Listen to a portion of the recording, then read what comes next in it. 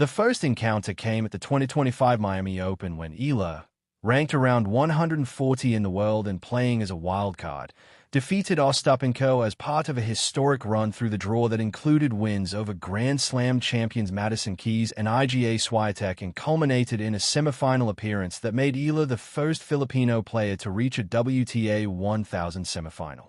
ESPN. At the time, the victory over Ostapenko was genuinely stunning. The ranking gap was enormous. The experience gap was enormous. On paper, it should not have happened. But paper has never been a reliable guide to what Eala'S will do when she steps onto a tennis court and the match begins. The rematch came at the Lexus Eastbourne Open in 2025, and Ostapenko came in hungry for redemption, immediately asserting herself by taking the opening set 6-love and making it absolutely clear that she had prepared specifically for this meeting and had no intention of letting the Miami result stand as the defining chapter of their rivalry. Malaya? For just a moment, it looked like Ostapenko had figured it out. A 6-love set is as emphatic a statement as you can make in professional tennis. It suggested she had solved the puzzle, identified the weaknesses, and come prepared to exploit them without mercy. But then Eala'S did what Eala'S does. She refused to break. She recovered, fought back through the second and third sets, and was on course to close out the match before Ostapenko was forced to retire with an ankle injury, handing Eala'S the victory in her first WTA quarterfinal appearance at that level. Malaya, 2 meetings, 2 wins, and the second one had the added dramatic dimension of Ostapenko having to physically withdraw rather than lose a third straight set to the same opponent, which in psychological terms is arguably worse than a clean 3-set defeat. So the Linz Open second-round matchup arrived with all of this history piled on top of it, and the narrative balance was sitting firmly and entirely on Eala'S side. She had the head-to-head. She had the momentum coming off a convincing first-round win over Austrian local favorite Julia Grabher. She had the form, the fitness, and perhaps most crucially of all, she had the mental edge that had been established, confirmed, and reinforced across every single previous meeting between these two players. Ostapenko, for her part, was carrying the opposite of all of that into the match. A season that had lurched from controversy to struggle and back to controversy. A public record of psychological fragility that had been exposed not once but repeatedly in front of global audiences. A specific rivalry record against this particular opponent that offered her precisely zero comfort and approximately unlimited motivation to panic. And yet, something shifted on the day. Ostapenko won the match 6-4, 7-5, marking her first ever victory over Eala'S in 3 career meetings and proving that even the most consistent head-to-head patterns in tennis can be disrupted by a single match of exceptional quality. Inquirer.net. The result was a genuine surprise, but the manner of it was perhaps even more revealing than the scoreline. Eala'S twice built commanding leads and twice allowed them to slip away, going up 4-2 in the first set before Ostapenko swept 4 consecutive games to take it, and then racing to a stunning 5-1 advantage in the second set before Ostapenko produced one of the most dramatic reversals of the clay season by winning 6 straight games to close out the match. Tiebreaker times, 6 straight. From 5-1 down, against a player who had beaten her twice and who, by every psychological metric available, should have been the more confident player in those closing games. The statistical disparity in the deciding stretch told the complete story, with Ostapenko firing 41 winners compared to Eala'S 9 as the Latvians' flat, aggressive ball striking overwhelmed the Filipinos' baseline pattern in the moments that mattered most. ESPN. When Ostapenko finds her timing and starts connecting her flattest shots in sequence, the momentum becomes a physical force that is almost impossible to arrest from the other side of the court. And on that particular evening at the Design Center Linz, she found it at exactly the right moment. Ostapenko afterward acknowledged that the match had been as tough as she expected, but described the result as evidence that positive things were happening for her in 2026, with victories over opponents she had not beaten previously confirming that she was moving in the right direction. Olympics.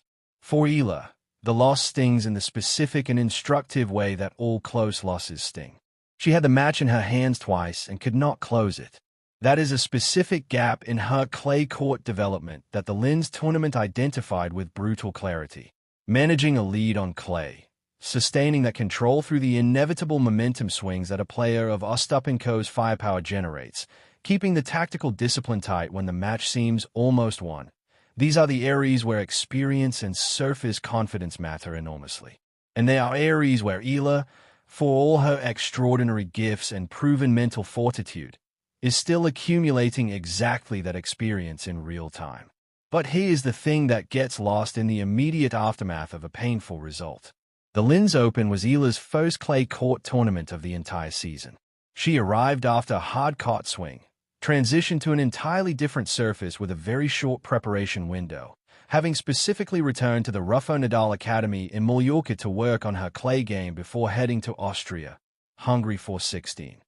And still produced a dominant first-round win over a legitimate clay court specialist before pushing a Grand Slam champion to the absolute limit of a second set that sat at 5-1 before the wheels came off. Subscribe, hit the notification bell, and let's follow this clay season all the way to Paris together.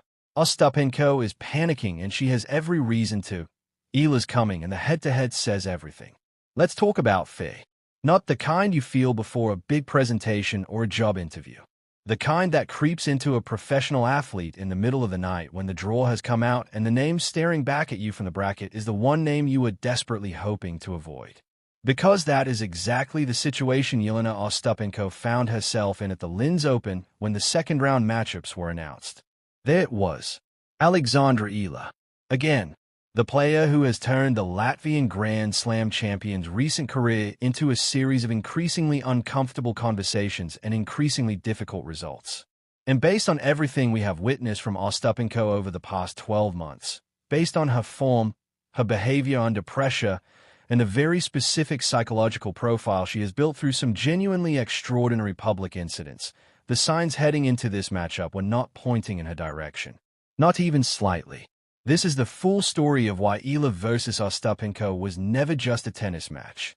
It was a character study, a tale of two completely different psychological types colliding on clay. And the result, as history has now recorded, was entirely predictable.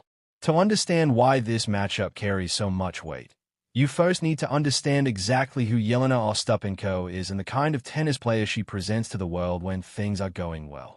Ostapenko is a former French Open champion and one of the most aggressive baseliners on the entire WTA Tour, capable of dismantling any opponent on any surface when her ball striking is connecting and her confidence is operating at its highest level.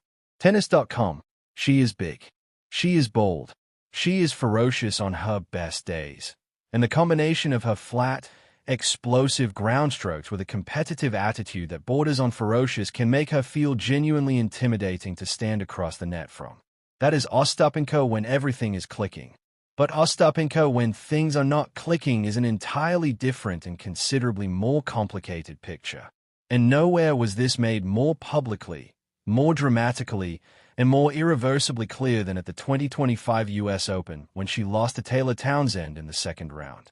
Following her 7-5, 6-1 defeat to Townsend, Ostapenko approached the net and launched into a tirade that drew immediate boos from the entire Court 11 crowd, accusing her opponent of having no class and no education after Townsend declined to apologize for a net cord during a crucial moment of the match.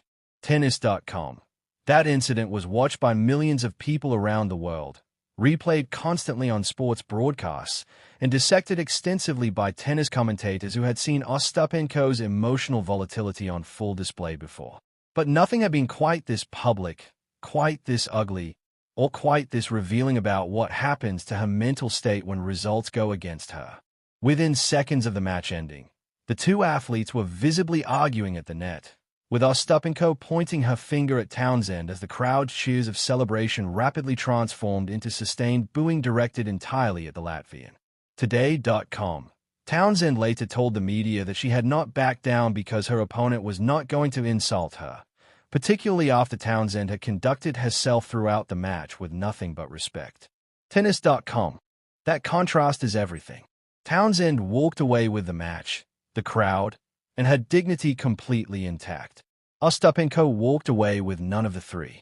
Townsend subsequently made clear that she believed this was a pattern that needed to be addressed, recalling that she had beaten Ostapenko previously in Toronto without the confrontation, and suggesting that the Latvian needed to get better at processing losses.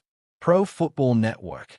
Ostapenko eventually issued a formal social media apology several days later, acknowledging that her words could have caused offense beyond what she intended and citing English not being her native language as partial context for the comment about education. Tennis.com. But Townsend made clear that she had not heard from Ostapenko personally and that while the social media apology was a step, the real lesson was about learning not to try to control other people and focusing instead on your own conduct.